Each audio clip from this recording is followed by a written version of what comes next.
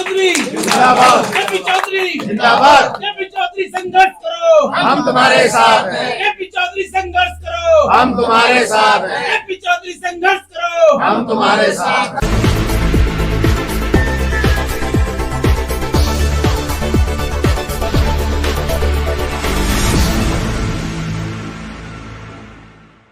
मेरे बच्चे पढ़ना चाहते हैं कनाडा में। आप कहते हैं 35 लाख उसके खाते में होने चाहिए। मेरे बच्चों के पास तो 5 रुपए भी खाते में नहीं होते, तो मेरे बच्चे कनाडा कैसे पढ़ने आएंगे मेरे समाज में? भाई आप इसमें जो 90% एंड एबव नंबर बच्चे लेकर आ रहे हैं उनको 100% स्कॉलरशिप दीजिए, जिससे कि ये गरीब समाज के बच्चे भी कनाडा की धरती पर आकर के अपनी पढ़ाई कर सकें। खुशी की बात यह है कि सरकार ने इस प्रस्ताव को माना और उन्होंने इसमें रूल्स को चेंज करके 90% एंड एबव बच्चे जो नंबर लेकर आ रहे हैं उनको 100% की स्कॉलरशिप देने का एक फैसला किया। ब्रिटिश की पार्लियामेंट में कहा कि ये इंडिया नहीं है जी, इंडिया देखना तो भारत के गांव में जाना पड़ेगा जहां लोग रोटी की लड़ाई लड़ रहे, इज्जत मान क्या होता जानते हैं। वहां 60 मेंबर ऑफ पार्लियामेंट थे ब्रिटिश, जो ब्रिटिश पार्लियामेंट के 60 एमपीज वहां बैठे। ये नहीं है इंडिया। इंडिया के लिए तो गांव में जाके देखना पड़ेगा। सरकार की नौकरी में थे तो हमको जो जेल भेजा गया इसलिए भेजा गया कि रिजर्वेशन बचाने की लड़ाई क्यों लड़ रहे हो भाई? डॉक्टर अम्बेडकर अमर रहे के नारे क्यों लगा रहे हो भाई? समाज की आवाज क्यों उठा रहे हो? यानी नौकरी में जब नहीं थे, अम्बेडकर छात्रावास में इसलिए रहते थे निवास मैदान में, तो यहाँ पर हमने डॉक्टर अम्बेडकर विद्यार्थी संघ बनाया। यहाँ पर हमने एक पुस्तकालय बनाया बाबा साहब के नाम पर इसी हॉस्टल में। जब मेरठ हम गए तो मेरठ का हॉस्टल ही खत्म कर दिया कुमार आश्रम।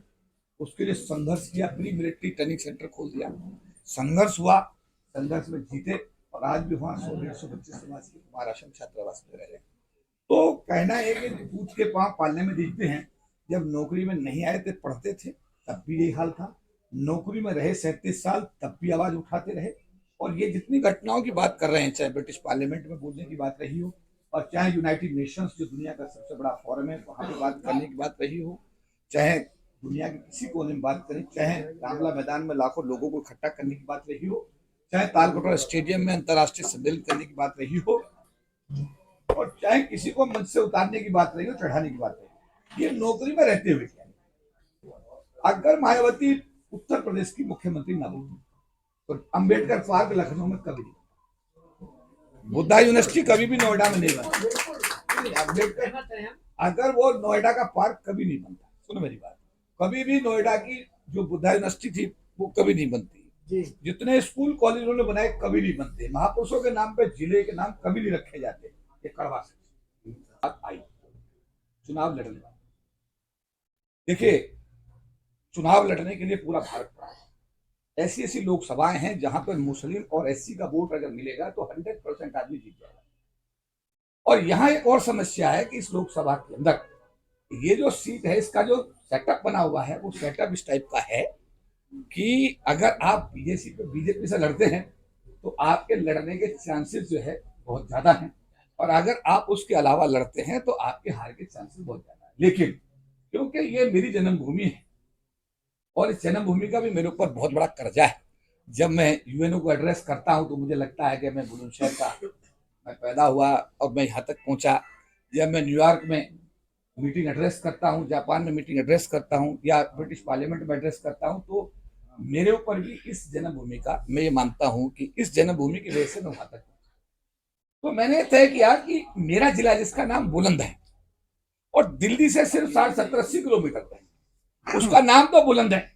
लेकिन जब मैं बीएससी कर रहा था आईपी कॉलेज में, डॉक्टर अम्बेडकर छात्रावास में रहता था 78-80 में, मैं आज भी देखता हूँ कोई खास परिवर्तन आज भी यहाँ पर नहीं है। मुझे भी इस बात का बहुत दर्द है। मैं अपने जिले को वास्तव में बुलंद बनाना चाहता हूँ आप सबके सहयोग से। अगर आप सब लोग अगर आप सब लोग, मेरा कहना यह है आप सब लोगों से, मैं बुलंदशहर में पैदा हुआ और 80 में बीएससी पास करके यहाँ से चला गया, तो फिर बाहर पूरे वर्ल्ड में, पूरी दुनिया में, पूरे देश में घूमता रहा। आज फिर 2-3 साल से हमारे जो टीचर एसोसिएशन के साथी हैं, मैं इनका विशेष आभार इसलिए व्यक्त करता हूं कि इन्होंने 3-4 साल पहले मुझे बुलाया। पूरे जिले के माध्यमिक शिक्षा के और बेसिक शिक्षा के जितने भी हमारे टीचर संगठन हैं उनके हजारों लोग यहाँ पर आए और अभी मेरे ख्याल 2 महीने पहले 3 महीने पहले इन्होंने मुझसे कहा कि जस्टिस, भारत के चीफ जस्टिस को आपको लाना है यहाँ पे और आपको आयोग को लेकर आना है। तो इन्होंने कहा, और मैं आयोग की मेंबर जो यूपी की इंचार्ज हैं, लोकसभा मिश्रिक से वो MP भी रही हैं पिछली लोकसभा में, डॉक्टर अंजू बाला वो आई, और हमारे चीफ जस्टिस ऑफ इंडिया यहाँ पर KG बालाकृष्ण साहब आए, और अभी 2 महीने पहले हमने यहीं पर एक बड़ा प्रोग्राम वहाँ पर हुआ, तब भी ये चर्चा। मेरी इच्छा देखिए, मैं बड़ा स्पष्ट कर देता हूँ, मेरी इच्छा इसलिए नहीं है कि मैं लोकसभा का MP बनूं। मेरी इच्छा ये है कि मेरी जो कर्म भूमि, जन्मभूमि, जो मेरी जहाँ मैं पैदा हुआ हूं, उसके लिए मैं क्या कर सकता हूं। आज की डेट में जो लोग दिल्ली आते हैं मेरे पास में, मेरा ख्याल है काफी लोग मुझे जानते हैं, बाबा साहब के आशीर्वाद से, मैं आज उनके आशीर्वाद से एक बहुत सक्षम व्यक्ति के रूप में भारत में गिना जाता हूं। लोग मंत्रियों से मिलने जाते हैं, मंत्री मेरे पास मिलने आ जाते हैं। अब आप मेरी सक्षमता का ऐसे अंदाजा लगा सकते हैं, लोकसभा के MP मुझसे मिलने आ जाते हैं मेरे पास के, चौधरी साहब हम आ रहे हैं। कई बार उनके काम मुझे करने पड़ते हैं, वो मंत्री होकर के वे अपने काम नहीं कर पाते, क्योंकि वो मंत्री है, उसके बाद भी उनके काम भी कई बार मेरी तरफ आ जाते हैं। तो बाबा साहब का विशेष आशीर्वाद मैं ये मानता हूँ कि मेरे ऊपर है। लेकिन इसके साथ साथ यहाँ एक क्लॉज फिर आती है कि अगर बहन मायावती उत्तर प्रदेश की मुख्यमंत्री ना बनती तो जो आंदोलन को दिशा दी गई, जो रास्ता बना, जो मान सम्मान बढ़ा, समाज के लिए जो काम हुआ, वो शायद ना होता। ये कहना है कि अगर मेरे जिले के लोग ये फैसला लेते हैं कि ये जो हमारे गांव का, हमारे जिले का एक आदमी है, ये आदमी बाबा साहब के मिशन को आगे ले जा सकता है, बाबा साहब की मिशन की आवाज को लोकसभा उठा सकता है, ये बिकने वाला, डरने वाला और पीछे हटने वाला व्यक्ति नहीं है, तो ये फैसला आप लोगों को करना है। आप लोग एक फैसला लीजिए। मैं अपने जिले के सारे जितने भर भी हमारे समाज के जितने भी लोग हैं, चाहे वो यादव समाज है, चाहे मुस्लिम समाज है, चाहे हमारा जाटव समाज है, चाहे हमारा जाट समाज है, जो भी समाज हमारे हैं, ब्राह्मण समाज है, सभी लोग जो भी फैसला हमारे कर रहे हैं, मैं उस फैसले का अक्सर से पालन। KP चौधरी जिंदाबाद। KP चौधरी जिंदाबाद। KP चौधरी संघर्ष करो, हम तुम्हारे साथ हैं। KP चौधरी संघर्ष करो, हम तुम्हारे साथ हैं। KP चौधरी संघर्ष करो, हम तुम्हारे साथ हैं। और एक अपने समाज को और अपने जिले को बढ़िया मैसेज भी देंगे, और आप सबके सहयोग से जो नाम है बुलंदशहर का, इसको बुलंद बना करके एक नया इतिहास बनाएंगे। KP चौधरी जिंदाबाद। KP चौधरी। हमारे भीमराव अंबेडकर साहब जी ने विचारधारा लागू की, उसको लेकर आगे कहां कहां तक वो जा चुके हैं। तो आपको जानकर एक चीज बताना चाहूंगी, न्यूयॉर्क में इन्होंने जो रोड है उसका बोर्ड है, हमारे भीमराव अंबेडकर के नाम से उन्होंने इनॉग्रेट किया था। ये एक अचीवमेंट है जो कि हमारे भारत की जो संस्कृति है, परंपरा है, वो विदेश तक जा चुकी है। और दूसरी चीज में अचीवमेंट है, इन्होंने एक सिक्का भी हमारे न्यूयॉर्क में लॉन्च किया, वो भी भीमराव अंबेडकर के नाम से।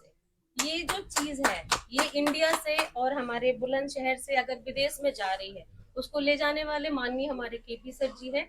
तो आप लोगों के बीच में जो शख्सियत बैठी है, ये हमारी भीमराव अंबेडकर साहब दादा गुरु के बाद कोई अगर भारत रत्न सम्मानीय है तो वो KP जी हैं। इसके लिए हम इनका धन्यवाद देते हैं कि वो हमारे बीच में है, हम सबके आगे हैं। तो आप लोगों को निसंदेह इस पर यकीन करना चाहिए कि जो आप नेता चुन रहे हैं वो कोई साधारण नहीं है, वो मनुस्मृति के खिलाफ भारत संविधान को आगे लेके जा रहे हैं। बिकॉज हमारा जो देश है वो मनुस्मृति प्रधान नहीं है, वो संविधान प्रधान है। भीमराव अंबेडकर मानव, जो मानव की हित की बात करे वही मानव, कोई हिंदू नहीं, कोई मुसलमान नहीं, सबसे पहले हम मानव है। हम मानव की विचारधारा को, अपने सुख दुख को किसी को नहीं बता पाते, और उस चीज को कोई इंसान कहीं बताने लायक है तो उस चीज को हमें आगे बढ़ाना चाहिए और उनके साथ कदम से कदम मिला के चलना चाहिए। जय भीम और जय संविधान।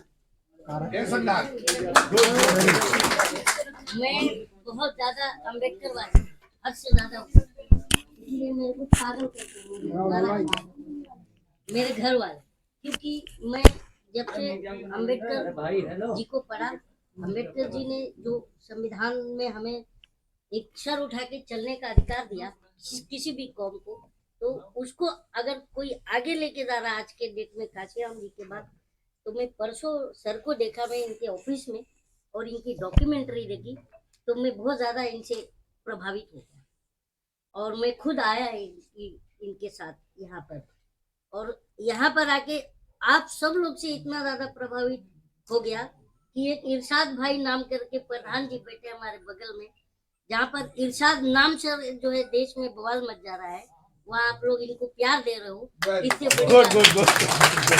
और अभी मेरे बगल में बैठे हुए हैं। हमारे बहुत चीज है साहब। जी, तो ये एक चीज देश में आप लोगों ने इतना बड़ा भाईचारे का मिसाल अगर कहीं से मिला है मुझे देखने तो बुलंदशहर से।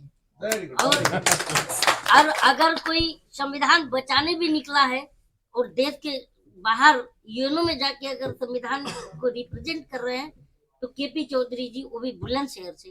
तो ये बुलंदशहर मेरे को आज बहुत ही प्यारा लगा और यहाँ के लोग भी बहुत अच्छे लगे। और जो संविधान और कॉन्स्टिट्यूशन की बात करते हैं तो ये सिंपल सी बात है कि आज के डेट में जो है आप देख ही रहे हो कि देश में लोग धर्म बचाने निकल रहे हैं, ठीक है, लेकिन इनको कौन दिमाग में अकल डालना जाए तो केपी चौधरी साहब डाल रहे हैं कि संविधान बचेगा तो ही धर्म बचेगा, क्योंकि संविधान का आर्टिकल 25 से 28 धार्मिक आजादी देता है। तो ये चीज जो है संविधान बचाने हो, लोकतंत्र की बात हो, तो ये चीज यहाँ पर लोकतंत्र का जीता जागता उदाहरण मेरे सामने इरशाद भाई प्रधान जी हैं और केपी चौधरी साहब हैं, जिनको आप लोग फोर्सली ये कर रहे हैं कि चुनाव लड़िए, आप लोग इतना प्यार दे रहे हैं। तो यही मेरे को बहुत बढ़िया लगा और यही बात के साथ मैं खत्म करूंगा। जय हिंद जय भारत। किसान तो इस देश का अन्नदाता है और किसान अगर ना हो तो इस देश का अस्तित्व की कल्पना करना भी मुझे लगता है कि वो असंभव होगा। तो किसान, जैसा मैंने कहा कि अन्नदाता है, ये ट्रैक्टर इस पर हम बैठ कर के आज आपसे बात कर रहे हैं, इस ट्रैक्टर का इस देश में जो खाद्यान्न पैदा होता है, चाहे वो गेहूं हो, चाहे कपास हो, चाहे दाल हो, चाहे कुछ भी हो, ये ट्रैक्टर अगर खेत को नहीं जोतेगा तो खेत में कुछ पैदा नहीं होगा। तो मैं ये कहूँगा कि किसान इस देश का अन्नदाता है। किसान का बहुत बड़ा, मतलब इस देश को बनाने में किसान का महत्वपूर्ण योगदान है। और किसान के साथ साथ किसान के खेत में जो मजदूर काम करता है उसका भी इस देश को आगे ले जाने में बहुत बड़ा योगदान है। और किसान और मजदूर का चोली और दामन का साथ है। तो सरकार को चाहिए कि किसानों के, मजदूरों के विकास के लिए वो काम करे और इन लोगों को जो सुविधाएं अब तक नहीं मिल पाई हैं उनको सरकार अपने एजेंडे में शामिल करके ग्रामीण विकास और किसानों के विकास और मजदूरों के विकास के लिए काम करे।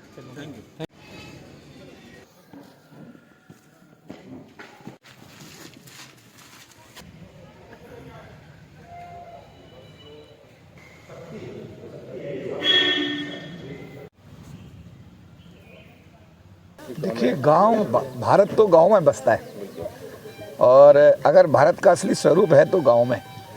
मैं भी इसी जनपद के एक गांव में, बुलंदशहर के वेरा फिरोज में पैदा हुआ था। यहीं मेरी पढ़ाई हुई, लिखाई हुई और यहीं से मैं आगे बढ़ते बढ़ते यूनाइटेड नेशंस तक पहुंचा। तो आज इस पवित्र गांव में आकर के और इस पवित्र स्थान पर माथा टेक करके मुझे एक विशेष अनुभूति हुई है। और गांव में तो हमारे देश की आत्मा बसती है और जब तक गांवों का विकास नहीं होगा तब तक देश का विकास नहीं हो पाएगा। तो हमारा यही सोच है कि जो हमारे गांव हैं, जहां हमारे देश की आत्मा बसती है, जहां हमारे देश का असली स्वरूप बसता है, उन गांवों का विकास जितनी जल्दी होगा देश का विकास भी उतना ही जल्दी हो पाएगा। सर, गांव से निकल के एक इतने बड़े ओहदे पर आप पहुंचे हैं, तो गांव वालों को क्या कुछ ऐसा मैसेज देंगे, क्योंकि बहुत सारे लोग आपसे मोटिवेट हो रहे हैं? देखिए, मैं गांव अपने सभी ग्रामवासियों को, सभी बुजुर्गों को, बड़ों को, छोटों को एक ही बात कहना चाहता हूं कि मैं बहुत गरीब घर में पैदा हुआ, लेकिन मेरे माता पिता ने मुझे स्कूल भेज दिया, मुझे शिक्षा मिली। शिक्षा के माध्यम से मैं आज दुनिया के सबसे बड़े forum, United Nations, British parliament, Canada parliament जैसे संस्थानों को मैंने संबोधित किया। अगर मैं स्कूल नहीं जाता, अगर मैं पढ़ाई नहीं मेरी होती, तो शायद मैं अपने गाँव में ही बिल्कुल एक मजदूर के रूप में रहता है। तो मैं अपने सभी गार्जियंस को कहना चाहूँगा, सभी बुजुर्गों को कहना चाहूँगा कि कुछ भी हो अपने बच्चों को स्कूल जरूर भेजिएगा, क्योंकि शिक्षा ही वो शेरनी की दूध है, जो पीता है वो धारता है। तो शिक्षा जरूर बच्चों को दीजिए आप सब लोग।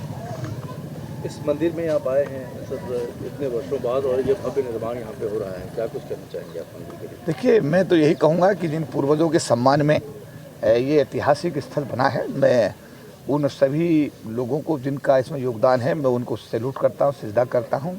और ये हमारे देश की परंपरा है और इसको हमें कायम रखना है और इसको आगे बढ़ाना है।